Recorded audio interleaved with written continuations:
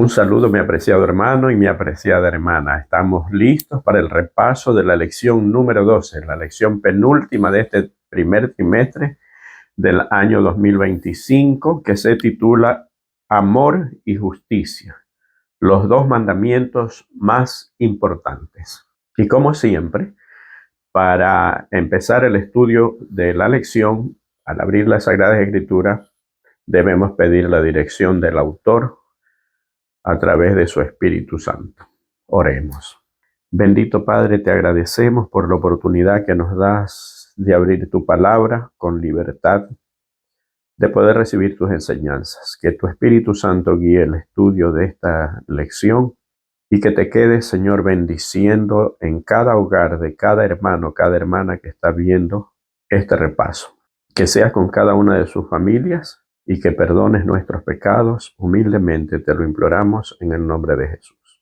Amén. Como siempre empezamos pues con el pedido de que se suscriban al canal, de que le den like y si nos dejan sus comentarios, sugerencias o saludos, díganos desde qué país nos ven y nos dejan sus nombres para así poder enviarles algún saludo también. El saludo para esta semana va para la ciudad de Guayaquil, en Ecuador, para Anthony Morán y para César Aizaga. Nos ven desde la ciudad de Guayaquil, Ecuador, y coincidencialmente estos dos hermanos cumplieron años hace pocos días atrás.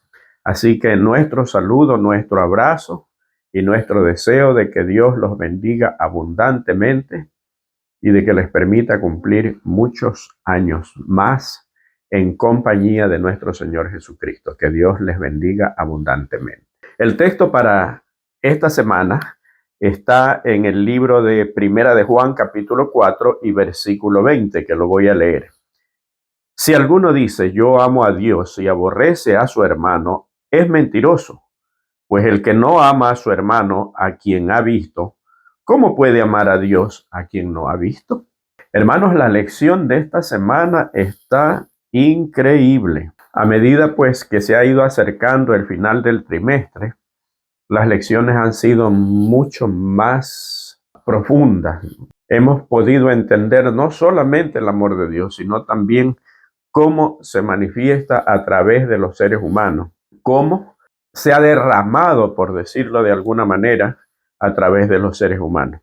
Y vamos a pasar directamente a la parte del día domingo, los dos mandamientos principales.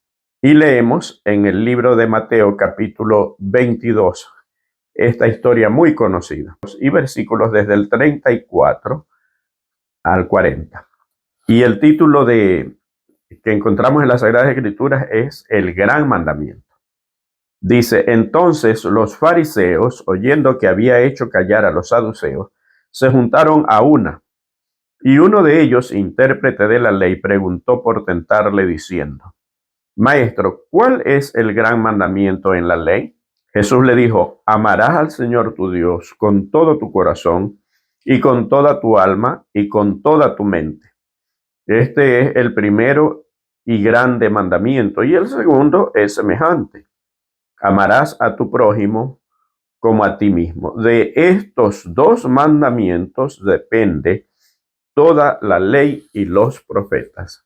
Saben que el mundo cristiano, cuando me refiero al mundo cristiano, me estoy refiriendo a nuestros hermanos evangélicos, toman este pasaje de la Biblia para decir de que Jesús abolió la ley y que ahora nos da solamente dos mandamientos, amar a Dios y amar a nuestro prójimo.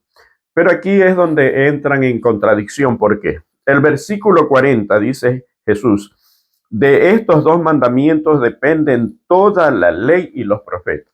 Se está refiriendo ya no solamente a los 10 mandamientos, se está refiriendo a las escrituras completas en ese tiempo. Bueno, casi todo, porque estaba excluyendo los libros poéticos, como los Salmos, como Proverbios. Pero ¿por qué dice Jesús que de estos dos mandamientos depende toda la ley? Aquí Jesús no está diciendo de que está aboliendo los 10 mandamientos, por el contrario, los está condensando. Cuando dice que depende de esto toda la ley, y ya vamos a ver en el desarrollo de la lección por qué depende de esto toda la ley. Hay acontecimientos que muestra la Biblia, por ejemplo, en la lección de ahora, de que estamos viendo ahora, que es la lección del día domingo, también nos habla acerca del joven rico, que ya vamos a pasar a analizar.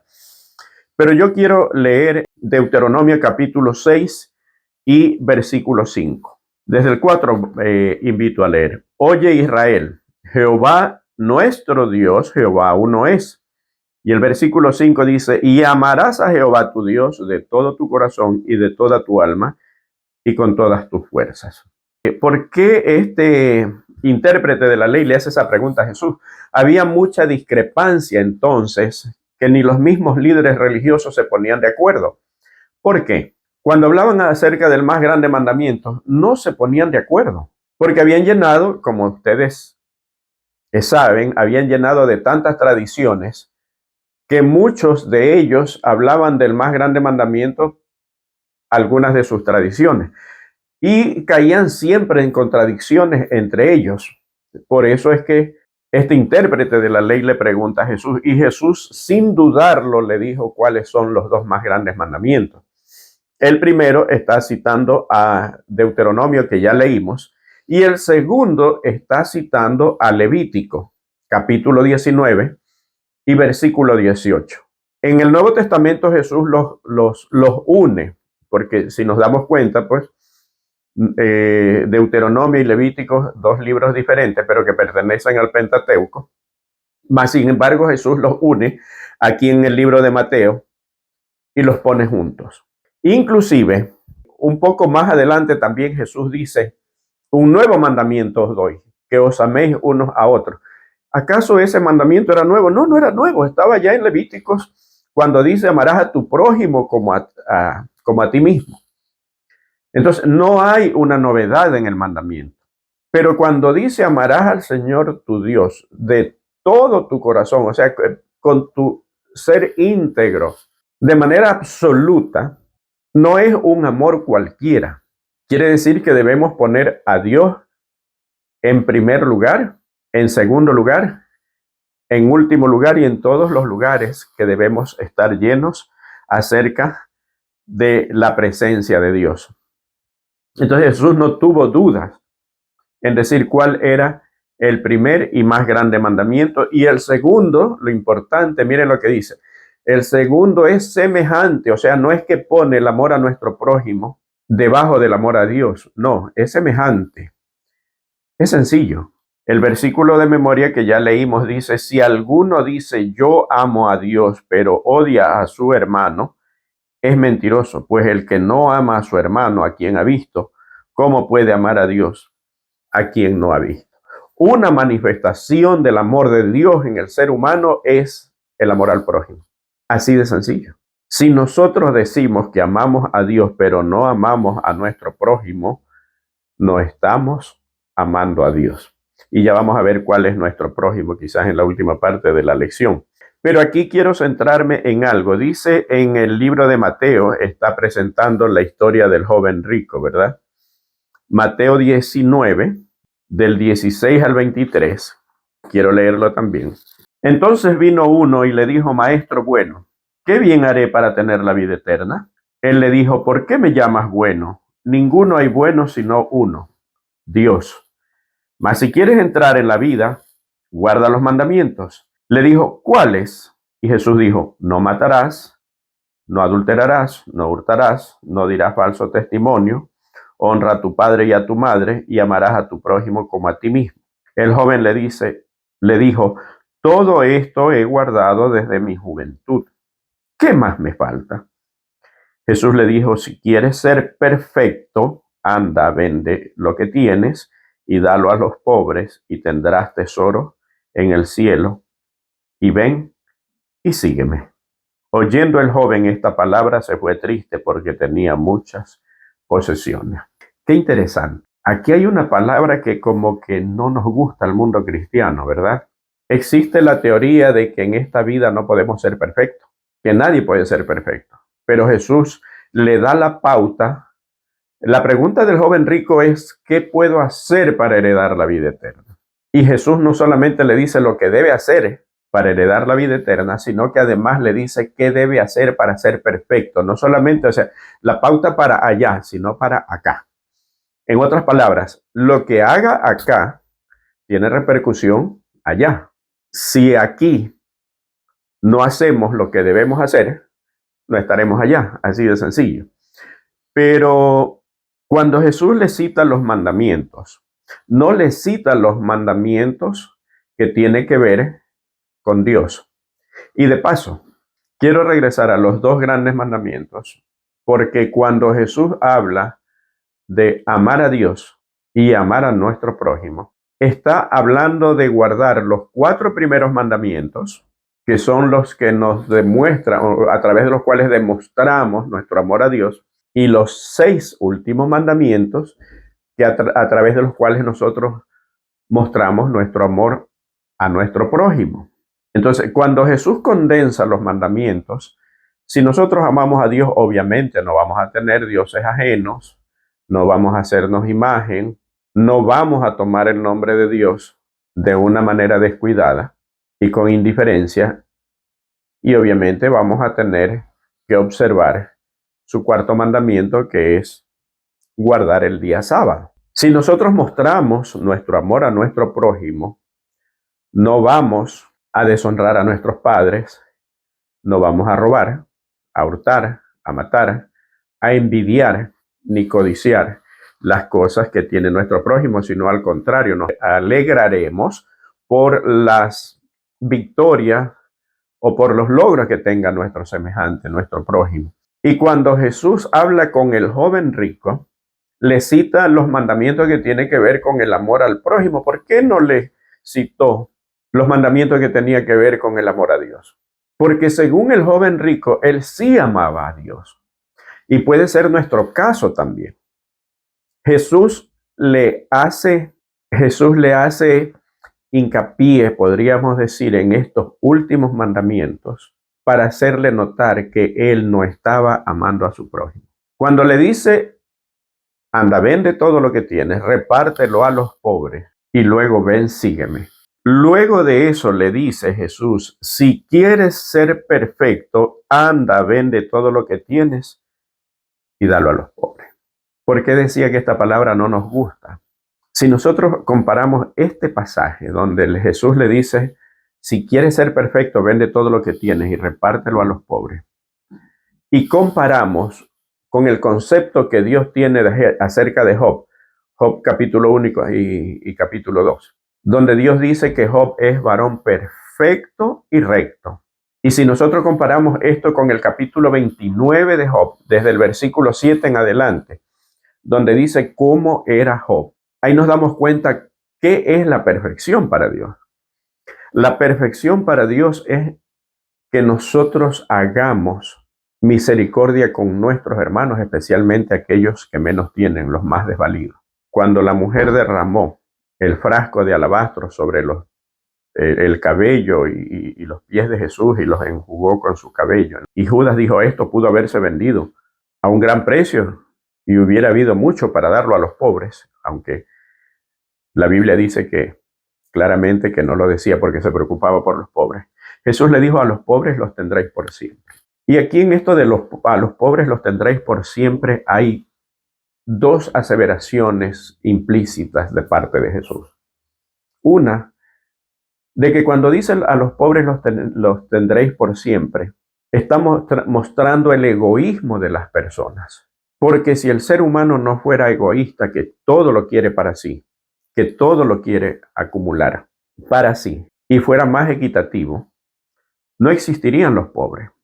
Pero Jesús, que conoce el corazón humano, miren que ahorita en los actuales momentos, y perdónenme que me cambie así tan rotundamente, ahorita en los actuales momentos se pondera y se resalta y se habla muchas veces de quién es el hombre más millonario del planeta. Y se dice un nombre, el otro. No voy a entrar en detalles ni a dar nombres porque son comunes. Y eso se pondera y se lo toma como ejemplo y todo el mundo habla, mira que este de aquí de ser pobre ahora es el hombre más millonario del planeta. Pero cuando nosotros ponderamos a estas personas, ponderamos el hecho de que de ser pobres llegaron a ser multimillonarios. ¿Y por qué no ponderamos el hecho de que estas personas bien pudieron haber hecho una gran obra con la cantidad de dinero? ¿Y cuánto de lo que tienen han dedicado a aliviar las cargas del que menos tiene? Y eso la gente no pondera. Por ejemplo, se pondera que uno de los hombres que mayores inversiones tiene en la bolsa de Nueva York, tampoco voy a decir su nombre, pero esta persona, por enseñar disque sus métodos, por dar una charla de motivación, por saludar a las personas que van a sus charlas, imagínense cuánto cobra por entrar. Por asistir a una de sus charlas, cobra $300,000. ¿Qué les parece? $300,000 por asistir a sus charlas y la gente los paga. Ahorita nos preguntamos si Jesús estuviera aquí o tuviera un encuentro con esta persona, ¿qué le diría? Le diría, vende todo lo que tienes y entrégalo a los pobres. Según Jesús, sus palabras al joven rico, si quieres ser perfecto. Hermanos, a veces nos vamos en contra de lo que Dios dice a través de las Sagradas Escrituras solamente porque hay cosas que no nos gustan. Tú puedes ser perfecto, yo puedo ser perfecto. Job era perfecto. ¿Por qué? Porque sus características están resumidas en el capítulo 29 del libro de Job. A pesar de que Dios dijo, varón perfecto y recto, temeroso de Dios y apartado del mal. Y ya vamos a leer un poco más adelante también acerca de esto de la perfección. Pero un Dios misericordioso no quiso jamás que existieran las clases sociales. De hecho, en el cielo no habrán clases sociales. De hecho, en el cielo nadie acumulará riqueza. Ese no fue el plan de Dios y no me canso de decirlo. Y en esta lección se ha demostrado, en este trimestre, de que el diseño de este mundo no es el diseño original que Dios hizo. Este es el diseño del enemigo, es el diseño del diablo. A eso se refiere cuando Jesús dice, no te pido que los quites del mundo, sino que los libres del mal. Cuando dice, no son del mundo, como yo tampoco soy del mundo. Por eso el mundo los aborrece, porque a mí me aborreció primero. Entonces, no nos acostumbremos a este mundo. El joven rico se fue triste porque tenía mucha riqueza. Jesús lo invitó a seguirlo. ¿A cambio de qué? A cambio de que mostrara su amor a Dios. El amor de Dios se muestra solamente a través de nuestros hermanos. Y a veces decimos, sí, hemos hablado de gente muy multimillonaria, ¿verdad? ¿Cuánto bien podrían hacer a las personas más necesitadas? A veces nosotros caemos también en el error de ponderar a estas personas, ponerlos como ejemplo.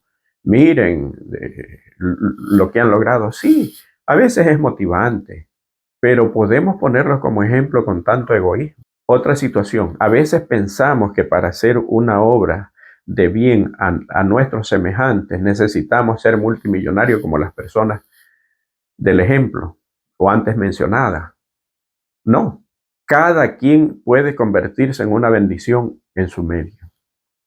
Porque si nosotros miramos hacia arriba, vemos, no, el que está arriba mío no necesita nada. Posiblemente el que esté a nuestro lado tampoco. Pero si miramos un poco hacia abajo, van a haber personas que necesitan mucho. Y lo poco quizás que nosotros podamos darle dentro de nuestra escasez será una gran bendición. Si hay algo que he aprendido en esta vida, primero es de que para hacer el bien no se necesita tener demasiado. Y en segundo lugar, las personas que menos tienen son las más agradecidas. Pueden recibir poco, pero con ese poco que reciben son muy agradecidas. La gente que más tiene es la que menos agradece. Empecemos por el lugar donde estamos. Empecemos con aquellas personas que sabemos que necesitan. Es verdad que la Biblia habla de las cosas materiales, pero también las espirituales. A veces una llamada, una palabra de aliento. ¿Cuánto estamos haciendo por nuestros hermanos, por nuestros amigos, por nuestros vecinos, por las personas que necesitan? A veces la necesidad no siempre es material. Hay necesidades espirituales que son mucho más desesperantes que las necesidades materiales. Y seguimos con los dos mayores pecados. Si los dos mayores mandamientos son amar a Dios y amar a nuestro prójimo, los dos mayores pecados tienen que ver con estos dos mandamientos. Es lógico y es obvio, ¿verdad? Si al amar a Dios es el mayor mandamiento, el amar a otros dioses es el mayor pecado. Por eso es que Dios dice que aborrece la idolatría. Es uno de los pecados más grandes, uno de los mayores pecados. Y si el amor al prójimo es el segundo gran mandamiento, entonces el segundo gran pecado es la injusticia con nuestro semejante, especialmente el más menesteroso. Y yo quiero leer primera de Juan capítulo 4 y versículos 20 y 21. Si alguno dice yo amo a Dios y aborrece a su hermano, es mentiroso, pues el que no ama a su hermano a quien ha visto, ¿cómo puede amar a Dios a quien no ha visto? Y nosotros tenemos este mandamiento de él: el que ama a Dios, ame también a su hermano. Aquí habla de aborrecer a su hermano, pero usted puede decir, no, pero yo no odio a nadie, yo no odio a mi hermano. O el amor va más allá de simplemente decir no odio. El amor es una manifestación. En el Salmos capítulo 135, desde el 13 al 19, habla acerca de la idolatría. Pero si leemos en Zacarías en capítulo 7, desde el 9 hasta el 12, habla acerca de lo que debemos hacer. Primero, la idolatría. Quizás ustedes dirán, no, es que yo no soy idólatra, yo no adoro imágenes, a pesar de que en los actuales momentos todavía hay alguna denominación religiosa que todavía adora imágenes, aunque si usted le pregunta por qué adora imagen, ellos le van a decir, no, yo no adoro las imágenes, yo solamente las tengo ahí como una demostración de que creo en Dios, yo las venero. Venerar o adorar es lo mismo. Aparte de la denominación idólatra o idolátrica que existe, nosotros podemos tener también otros dioses. A veces inclusive las cosas buenas se pueden convertir en un dios o en un ídolo. ¿Por qué? El trabajo no es malo, es bueno, pero hay gente que vive para el trabajo, vive tanto para el trabajo que descuida familia, descuida salud. Y lo peor es que después, con el tiempo, cuando pierden la familia, cuando pierden la salud, por el dinero que han acumulado, quisieran dar todo el dinero para recuperar aquello que perdieron. Esas son las contradicciones de este mundo, ¿verdad? La gente dice, de aquí nada nos llevamos. Y eso es verdad. No hay una persona que haya podido ser sepultada. Bueno, lo pueden sepultar con joyas, con las cosas que pudieran entregar o poner en el ataúd. De hecho, hay muchas culturas que así lo hacen. Unos de ellos eran los egipcios, pero ¿de qué sirve? No sirve absolutamente de nada. De hecho, hay un chiste por ahí de que un señor tenía dos hijos. El uno era médico, el otro era abogado. Entonces, y el papá falleció.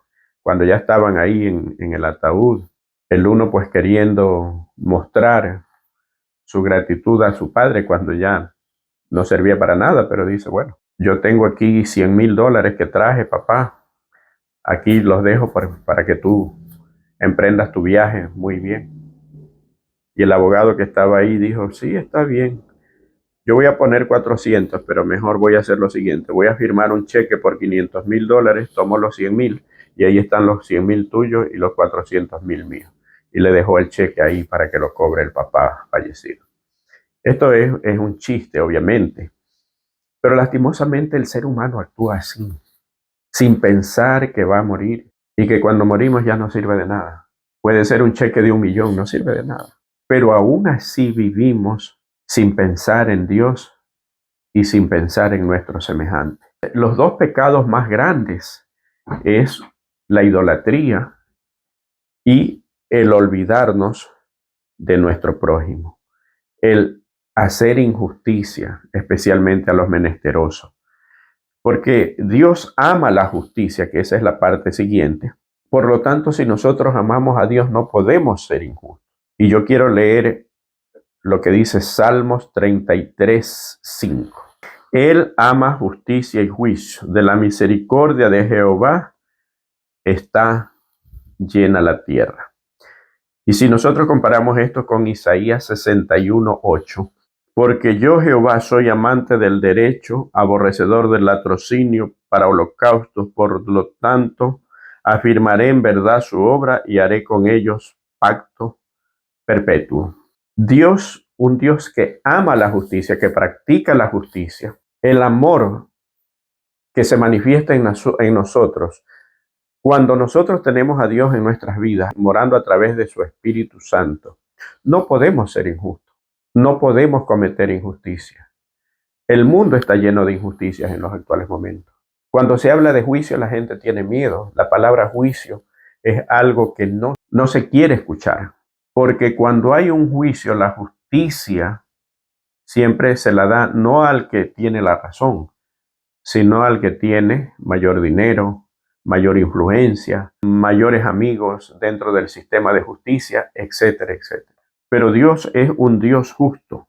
Y a través de esta lección hemos podido aprender acerca de la justicia de Dios. Y también hemos podido aprender que si nosotros amamos a Dios y decimos depender de Dios, decimos que hemos sido transformados, no podemos ser personas injustas. ¿Cuántas injusticias se cometen? Muchas veces inclusive dentro de la iglesia. Y nosotros debemos ser como Job. Los he invitado a leer el capítulo 29. Lea el capítulo 29 desde el versículo 7, cómo era Job.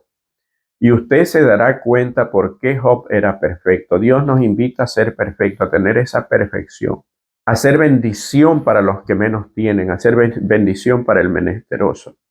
Y somos llamados a establecer justicia, tal como dice la lección del día miércoles. Isaías capítulo 1 y versículo 17. Aprended a hacer el bien, buscad el juicio, restituid al agraviado, haced justicia al huérfano, amparad a la viuda. Esa es una enseñanza que Dios tiene para nosotros. Eso es lo que Dios quiere que nosotros hagamos. Está tan hermoso este pensamiento que yo quiero leerlo nuevamente. Aprended a hacer el bien, o sea, hacer justicia. Buscad el juicio, restituid al agraviado, haced justicia al huérfano, amparad a la viuda.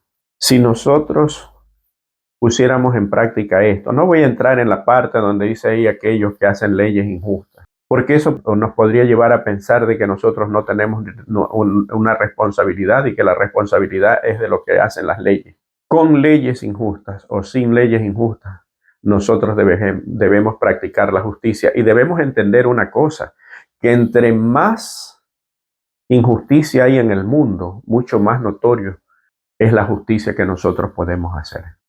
A veces empezamos a odiar a personas que no nos hicieron nunca nada, solamente porque injustamente hubo una acusación en contra de ellos. En los tiempos bíblicos, solamente se podía aceptar con el testimonio de 2 o 3 personas algo de esto. En los actuales momentos es muy común.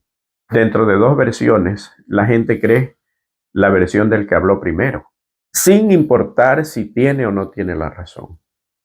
Y como dije, lastimosamente, muchas veces hasta dentro del mundo cristiano, dentro de las iglesias, se practica este tipo de injusticia. ¿Cuántas veces condenamos a los inocentes, como dijo Jesús? Y no solamente Isaías lo dice Jeremías capítulo 22. Quiero leer también ese texto. Jeremías capítulo 22 y vamos a leer versículo 13, el 15 y el 16. Dice el 13. Ay del que edifica su casa sin justicia y sus alas sin equidad, sirviéndose de su prójimo de balde y no dándole el salario de su trabajo. Reinarás porque te rodeas de cedro. No comió y bebió tu padre e hizo juicio y justicia, y entonces le fue bien.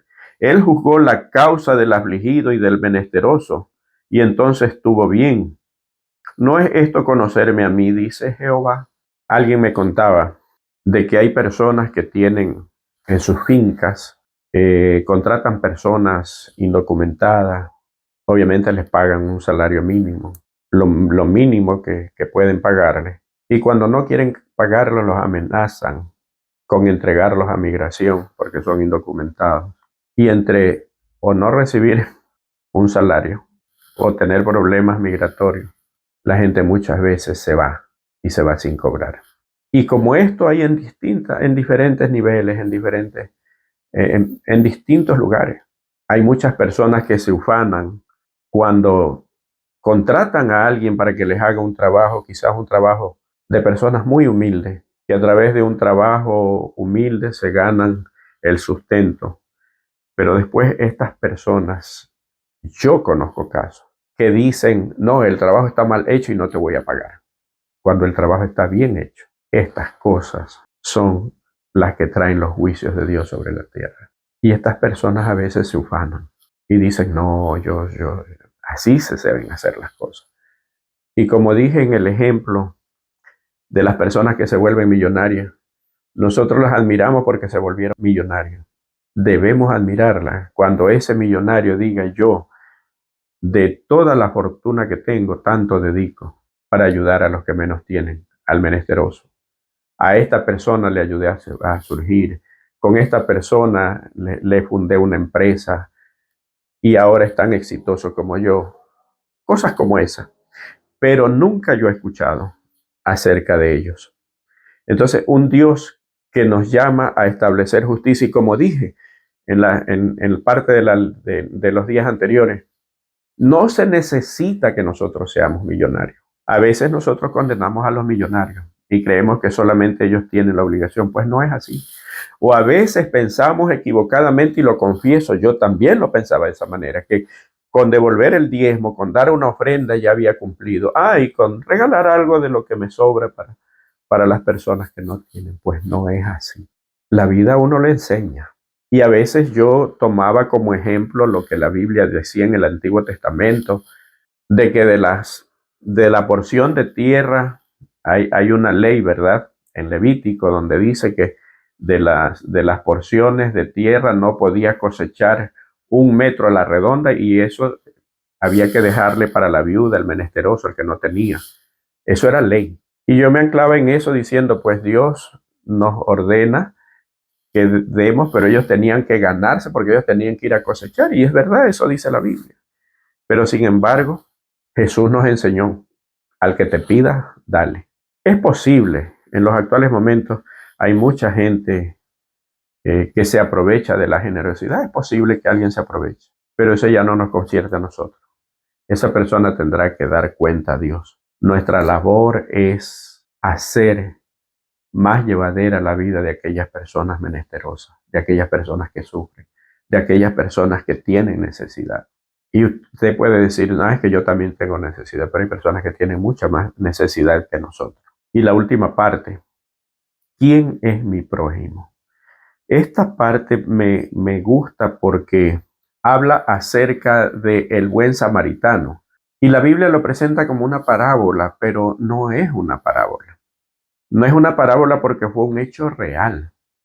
El deseo de toda la gente dice que cuando Jesús estaba hablando con este intérprete de la ley acerca de quién era el prójimo. En la Biblia aquí, en el título, dice el buen samaritano, no dice la parábola del buen samaritano, porque fue una historia real. Yo voy a leerla. He aquí un intérprete de la ley se levantó y dijo para probarle, Maestro, ¿haciendo qué cosa heredaré la vida eterna? Él le dijo, ¿qué está escrito en la ley? ¿Cómo lees? Aquel respondiendo dijo, amarás al Señor tu Dios con todo tu corazón y con toda tu alma y con toda tu fuerza y con toda tu mente, y a tu prójimo como a ti mismo. Y le dijo, bien has respondido, haz esto y vivirás. Pero él, queriendo justificarse a sí mismo, dijo a Jesús, ¿y quién es mi prójimo? Respondiendo Jesús dijo, un hombre descendía de Jerusalén a Jericó y cayó en manos de ladrones, los cuales le despojaron e hiriéndole se fueron, dejándole medio muerto. Aconteció que descendió un sacerdote por aquel camino y viéndole pasó de largo. Asimismo un levita llegando cerca de aquel lugar y viéndole pasó de largo. Pero un samaritano que iba de camino vino cerca de él y viéndole fue movido a misericordia. Y acercándose, vendó sus heridas y echándole aceite y vino y poniéndole en su cabalgadura lo llevó al mesón y cuidó de él. Otro día al partir sacó 2 denarios y lo dio al mesonero y le dijo, cuídamele y todo lo que gastes de más yo te lo pagaré cuando regrese. ¿Quién pues de estos 3 te parece que fue el prójimo del que cayó en manos de los ladrones? Él dijo, el que usó de misericordia con él.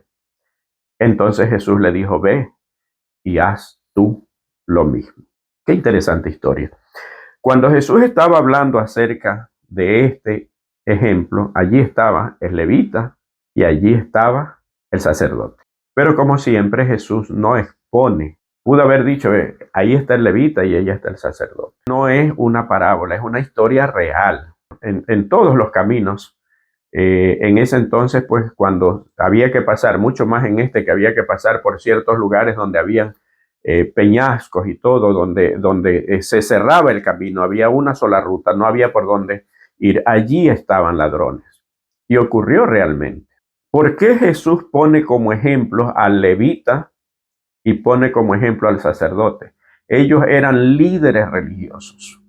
Esta parte de la lección es para aquellos que somos líderes. ¿Cuánto estamos dispuestos a hacer para que nuestro liderazgo no solamente sea de palabras, sino también de obra? Y miren qué importante en esta lección. Cuando Jesús es interrogado o le pregunta este intérprete de la ley, también para probarle, ¿qué puedo hacer para heredar la vida eterna? Jesús le pregunta, ¿qué dice en la ley? ¿Cómo está escrito? Y él mismo responde. Y lo que habíamos visto anteriormente acerca de los dos grandes mandamientos que están condensados, aquel intérprete lo hizo muy bien. Sabía la interpretación y habló de los dos grandes mandamientos, pero no es que Dios abolió. Insisto en esto porque lastimosamente en el mundo cristiano se está diciendo de que Cristo abolió los mandamientos y dejó solamente dos. No, los condensó. Además, esto es imposible que los haya abolido porque esto es una cita del Antiguo Testamento. El intérprete de la ley está citando la ley que estaba escrita y que era el Antiguo Testamento. Por lo tanto, no estamos hablando del Nuevo Testamento, está hablando del Antiguo Testamento. Y cuando cita estos dos grandes mandamientos, no es una novedad. Dios ya había dado la ley entonces. Cuando dice, amarás a Dios con toda tu alma, con todo tu corazón, con toda tu mente, con todo tus pensamientos, con todo tu ser. Y a tu prójimo como a ti mismo, ya había dado la ley. Era imposible de que al mismo tiempo que da la ley la haya abolido. Imposible. Por lo tanto, lo que Jesús cita, lo que el intérprete de la ley cita, es lo que estaba en el Antiguo Testamento. No hay novedad. No es que Jesús ahora dijo, ya voy a abolir todos y voy a dejar solo dos. No. Siempre existieron los 10 mandamientos y siempre se consideró la condensación de los 10 mandamientos en las dos partes. Amar a Dios, los 4 primeros mandamientos, amar a mi prójimo, los últimos mandamientos. Eso siempre estuvo. Pero yendo otra vez al asunto del liderazgo, el sacerdote, que era el intermediario o el que mediaba entre Dios y su pueblo, hizo a un lado aquel que lo necesitaba. El levita, del cual provenía también el sacerdote, porque aparte de ser de la tribu de Leví, tenía que ser descendiente de Aarón, que también era de la tribu de Leví. Podríamos decir que el sacerdote era el pastor y que el levita era un anciano. Los dos pasaron de largo. Quizás para que se entienda, ¿no? No tengo nada ni en contra de los ancianos ni en contra de los pastores. Al contrario, mis respetos y aprecios para los ungidos de Jehová y mi admiración para las personas que se dedican a esta sagrada labor, porque no solamente tienen responsabilidad con la iglesia, esa responsabilidad es la menor. La mayor responsabilidad es la que tienen ante Dios. Como dice la Biblia, hay de los pastores que dispersan a mis ovejas. Es valiente un pastor cuando aún con ese hay que está allí, pues decide consagrar su vida a cuidar el rebaño del Señor. Entonces, mi admiración para ellos no tiene nada que ver esto con pastores, pero es para ilustrar los líderes espirituales. ¿Y quién fue el que fue movido a misericordia? Un samaritano, el que los judíos consideraban pecadores. ¿Se acuerdan de Jesús y la mujer samaritana? como ella le daba por vergüenza, no iba en la mañana cuando iba todo el mundo a sacar agua, sino que fue al mediodía. Un compatriota de ella es el que fue movido a misericordia. Con razón, Jesús dice, salid de ella, pueblo mío, hablando al pueblo que tiene dentro de lo que nosotros o el pueblo mundo cristiano considera personas impías. O cuando Jesús dice que hay otras ovejas que no están ahora en el redil, pero que a ellas también debe atraer. Y habrá un solo rebaño y un solo pastor. ¿Cuántas personas nos dan ejemplo a los que estamos dentro de la iglesia? Personas que no están en la iglesia y son un ejemplo para nosotros en amor, en dedicación, en practicar las enseñanzas de la Biblia sin saberlo, pero que son movidas por el Espíritu Santo. Esa es la belleza del Dios. Un Dios que obra en los corazones. Y muchas veces, como en el caso de Cornelio, que era un hombre pagano, pero que hacía obras y hacía limosnas y hacía obras de beneficencia, inclusive al pueblo judío que lo consideraba indigno de la salvación. Afuera hay personas que hacen una labor muy grande y que necesitan, lo único que necesitan es que nosotros le llevemos el mensaje de la salvación, porque así como Cornelio, la obra práctica ya la están haciendo. Solamente les falta el conocimiento de Dios y nosotros debemos llevarlo. Yo quiero terminar con un pasaje que lo tiene el folleto. Y no me gusta leer tanto, pero yo quiero esta vez terminar con la última parte que dice, los espías no se atrevían a contestar a Jesús en presencia de la multitud por temor a meterse en dificultades. Sabían que él había dicho la verdad. Más bien que violar sus tradiciones, estaban dispuestos a dejar sufrir a un hombre mientras que aliviaran a un animal por causa de la pérdida que sufriría el dueño si lo descuidaban. Así manifestaban mayor cuidado por un animal que por el hombre que fue hecho a la imagen de Dios. Apreciados hermanos, vivimos en épocas donde en muchas casas un animal vive mejor que un ser humano. Vivimos en épocas cuando, que si bien es cierto y no está mal esto, la sociedad vive defendiendo los animales y está muy bien, está perfecto. Pero esa misma sociedad que defiende a los animales, si pudiera, le quitaría la vida al ser humano.